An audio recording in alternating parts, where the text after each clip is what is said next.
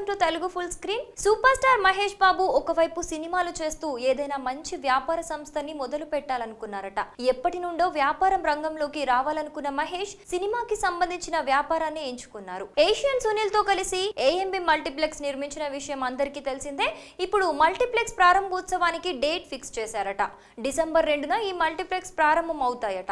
అదే రోజు ఉదయం 10 గంటలకు పూజా కార్యక్రమాలతో మొదలుపెట్టి సాయంత్రం 4:30 నుంచి షో మొదలు పెడతామని ఏషియన్ సునీల్ తెలిపారు. చాలా ఆధునిక సాంకేతికతతో అత్యాధునిక సీటింగ్ తో చాలా గ్రాండియర్ తో ఈ మల్టీప్లెక్స్ ను నిర్మించారు.